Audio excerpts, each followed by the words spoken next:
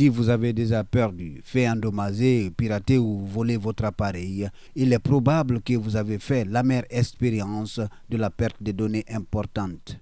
Cette situation touche autant les particuliers que les professionnels, comme c'est le cas de Ibrahima Baldé, étudiant en génie informatique à l'université UNC de Nongo Conakry. En voulant faire des mises à jour et quelques modifications sur mes cartes et sur mes configurations réseau, donc j'ai fait des manipulations un peu, vu que je n'étais pas un peu avancé dans le domaine, donc j'ai fait des manipulations dedans et tout.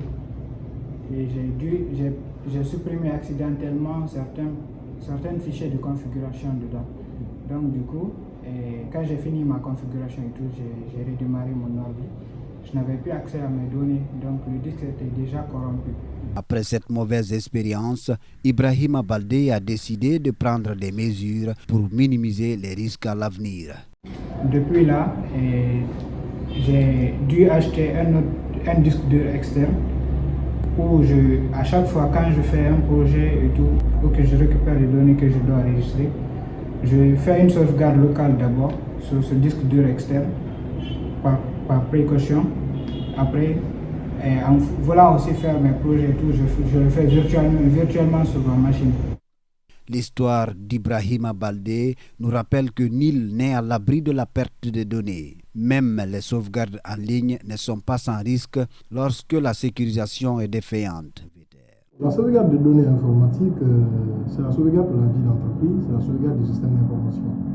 Aujourd'hui, qui dit informatisation des structures, dit de pouvoir être capable d'avoir une structure qui permet, ou bien d'un système, ou bien d'un mécanisme qui permet de pouvoir sauvegarder ces systèmes d'information. Mais pour l'État, c'est autre chose, parce que l'État détient aujourd'hui les données personnelles de tout un chacun.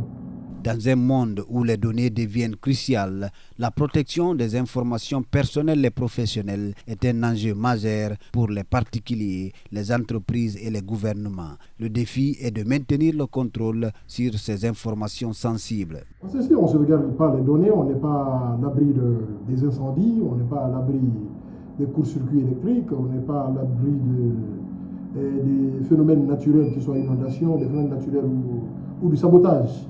Carrément, à des fins d'audit, une personne peut se lever pour pouvoir écraser les informations.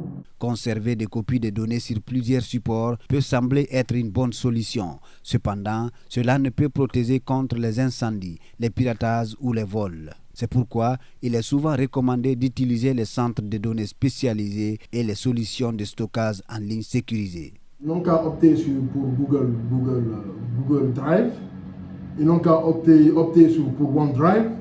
C'est des solutions qui coûtent moins cher, très moins cher, mais qu'aujourd'hui, nous n'avons pas cette culture. Aujourd'hui, un ordinateur, quand on l'allume, doit pouvoir accéder à l'Internet.